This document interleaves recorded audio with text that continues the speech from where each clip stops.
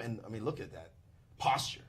He's You can just focused. tell. He's like, let's get to it. And Tony Here Rich we has go. started, and we have the game underway. D4 has been played, and C4. No Mickey Mouse draws, but B6. It's a way of getting into the queen scene that's supposed to be very inexact. The reason is that because you don't have a quick bishop b4, white has the option of getting a very fast control over the e4 square. Now I know Garry knows this from the beginning, and yeah, there goes a very quick f3 with the idea of e4, one of the many ways to try to punish this kind of systems. Not good from Nigel if he's got to stop and think for a moment. Now knight to c6. Some kind of knight tango with a b6 hybrid. What is this about? And it's very important from Nigel's standpoint that he gets Garry in time pressure really fast. But this doesn't look like it's happening. Kasparov moving very quickly and naturally with knight to c3. Sooner or later, the move e4 is going to come on the board. Maybe an e5 now, just to try to mix things up and get a toehold in the center. I'm wondering if d5 is a move. He has played the move e5. In fact, e5 and d5. Idea. Now knight e7 is played. Also knight d4 was. Knight dropping back. So the opening gambit, so to speak, hasn't quite worked. Kasparov hasn't hesitated too much over his moves, but now he has to make a decision as to how to prosecute the rest of this opening setup. That b6 move really does leave somewhat of a weird impression because the d6 square might be weak. Right, but at the same time in this kind of positions, you're going to put the bishop on c5, and sometimes white prevents this by playing a very quick bishop to e3.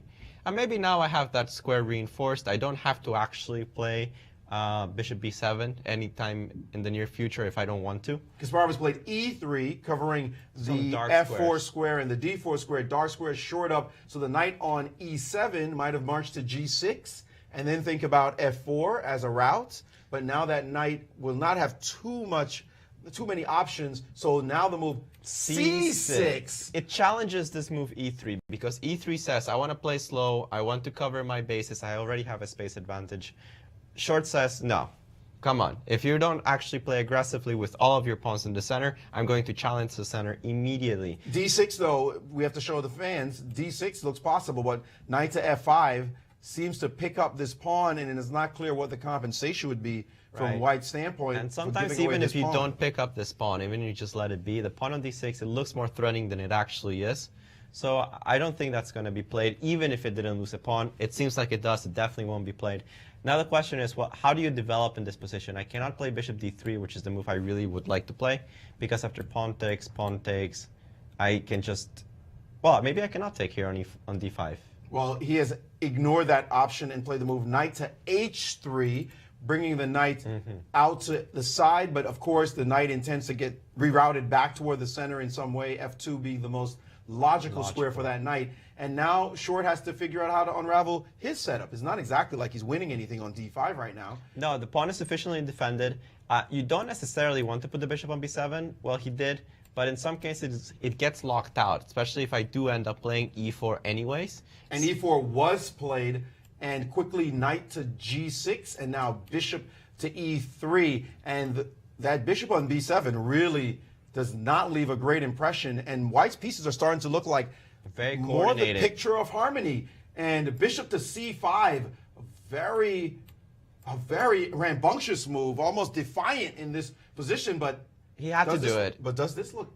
He had to do it. He had to actually try to do something in the dark squares. I really don't like his position. Yeah, it looks foul. I was about to say, doesn't it look like a little sniffly here? I'm smelling something not so pleasant after this move. The position just looks, frankly, a little ugly from Black's standpoint. And d6. Kasparov has played d6, shutting in that bishop on b7 at least for a long run. But will this pawn become weak? I don't think so. Well, the difference between the variation we were looking at before, when I said you cannot play d6 even if you wanted to, is that there was a bishop on f8 that was immediately hitting the pawn on d6. Therefore, it was going to be lost eventually. Without this bishop on f8, suddenly the pawn on d6 will live for a very long time. There is one thing I don't like about this move, and it's that it gives me this option. Knight f8, knight e6, knight d4.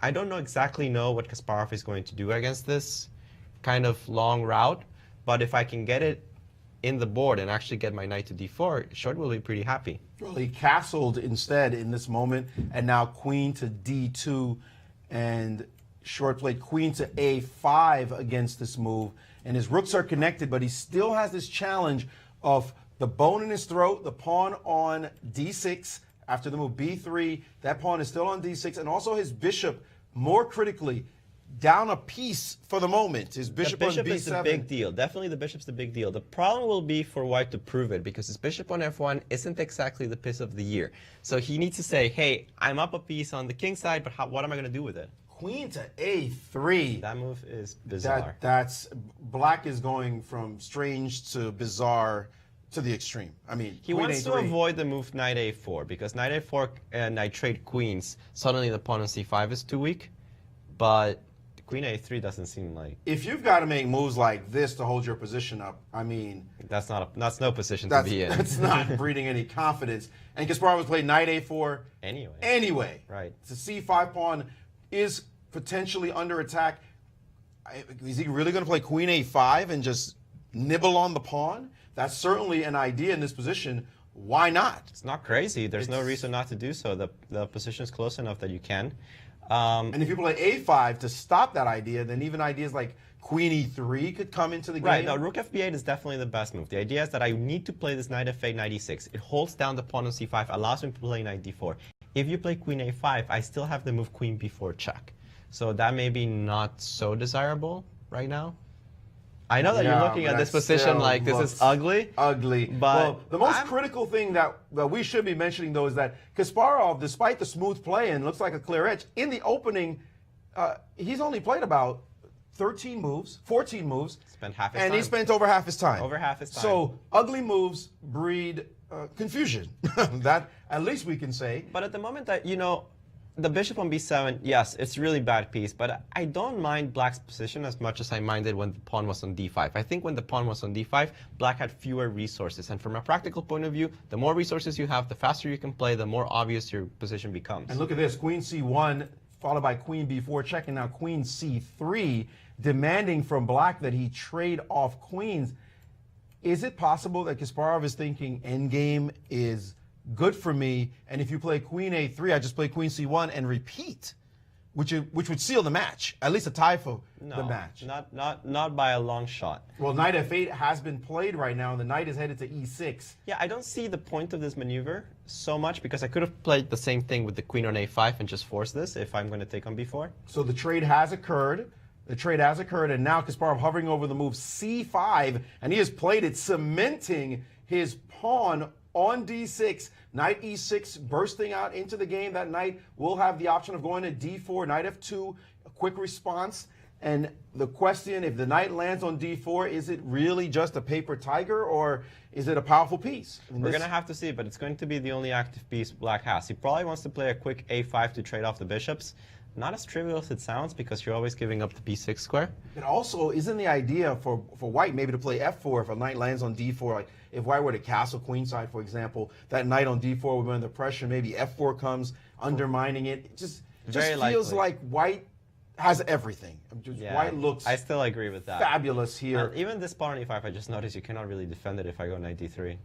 Oh, on top of which there are threats in the position as well. I think knight d4 is almost forced, but it doesn't. But look as you like mentioned, knight d4, even a long castle in this position. And he's played a5 instead. And as you mentioned, the move knight to d3 after a5. Knight d3 tickles a pawn. Well, I guess knight d4 would be the only choice there. Knight d4. But I still can long castle. Right, and now you're threatening the pawn legitimately. That, well, not quite, because he can always, if you play rook e8, he can still do it. But rook to c1 instead. Rook to c1.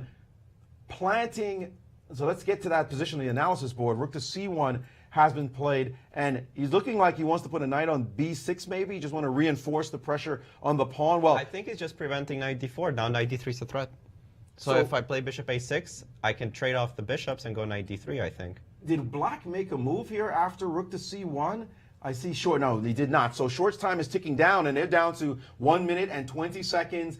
Again, just coming out of the opening, and now knight to f4, g3, and the knight has been rerouted to g6 to defend it's defending the pawn. But that pawn, did the knight start on g6? It sure did. It went all the way to f8 to e6 to f4 back to g6, and now the trade has occurred, and knight to d3, and all of white's pieces still look fantastic in this position. Black is in deep trouble, as you see there. Black's pieces just nowhere special, and it's time ticking down as well. Just a flash move, h5, hoping for something, but now the move h4 stopping that. Now knight going to h7, not sure where that knight plans to go. Probably king to d2, and now look at that, it's going to f8, and f4 looking to break open the position, preventing the knight from going to e6 without the move f5 coming in, forking those two pieces. Horrible. Rook to e8, just needing to blitz out moves now. Kasparov knows he has his opponent on the ropes. What do you even play after f5? You go to knight h8, really? Yeah. Oh my goodness, that would be devastating. And he did not play f5, surprisingly so. f5 looked crushing, and f6 because and f5 still looks I think possible. He can honestly do it whenever he wants. He doesn't have to rush it. And he's played it now, and the knight going to h8. Jeez. Humiliating moves to have to play. And Kasparov bringing his rook to the f-file. White just dominating now. Knight to f7. And the question is, can white break through? Rook to f3. Black just looking for moves. Knight to h3, knight to f2. Not allowing the knight in the game. Rook back to a7. And he's hovering, and Kasparov himself is a little uncertain, so he knocked the king over there. They're playing a little too fast, actually. I think they realized they were in time pressure, but they're kind of forgetting. They have 3 seconds delay. They don't have to blitz out that fast. They still have about a minute each, a little bit less than that. Well, it's easy to say on the side, and you're probably right, but now Kasparov has bled about 10 seconds off his clock, looking at this breakthrough, quote-unquote, breakthrough by Black, g6, and now king to d3, allowing a capture on the square. Now king g7, moving his knight away. Black's pieces look like they have absolutely nowhere to go. a3 now, his own breakthrough on that side for white. Right, of course. You want to break through at some point on the queen side because it makes it very difficult for black to defend both flanks. Notice how white forced black to hesitate in this moment. And this move, rook to b7. Rook b7. What is this about? Takes, and now knight to g4, offering a trade. And look at this. No way he's going to trade that knight. Beautifully placed on e4, and now taking back on b4, and king to c4, and that pawn on b6 is all she wrote. That pawn's going to go. This position is ugly. All of black's pieces still look bad. Now rook over to b8. Is it really going to sacrifice an exchange? What else can he do here? And it doesn't look like it makes any sense, but he's done it. He's taken with check. The king has moved over to c4, and rook to b5. White still needing to find the knockout blow. I'm not even sure he needs it. He just brings his pieces together. Most moves win in this position. Even the knights are still really, really bad. The knight on f8 looks ridiculous. That pawn on f5, and now b4 controlling the c5 square. Rook to d5, rook d3 offering a trade. Of course, you want to trade off black's best piece, which is obviously the rook on d5. And I think he doesn't want to do that, but what else can he do? 23 seconds left on the clock. You have to take and go knight h6 to attack the pawn on f5. And now he's after that pawn, and Kasparov has defended it. King f7, now king to c4, and a breakthrough will happen on the queen side. Look at that king. That king's marching marching down in. the board, Yeah, and absolutely. he has resigned. Kasparov officially sealing the deal of this match. Crushing. Wow, dominant style. This wasn't even close. The way Kasparov just ate his opponent alive, showing why this guy is a living legend. I don't think anybody would want to play him. Most players are thinking probably, you know what, I know Carlsen was watching this match with interest, I saw on Twitter, and I'm sure a lot of the top 10 players are going, yeah, you know, it's good he retired right on time not to deal with this guy. What a monster. What a performance. What a performance. So you did Nigel's not fool just him sitting down. at all. Wow, he's shocked. He is totally being eviscerated right now. What a crush. What a crushing match. 3 games to go and the match is over. I mean, think about that. 3 games left. It was like their match back in '93. That's correct. Where Kasparov won 6 games to 1. They didn't have to finish the remaining games because he was dominating so much. And this just looks like a mismatch. On paper, it didn't seem like it should be that bad.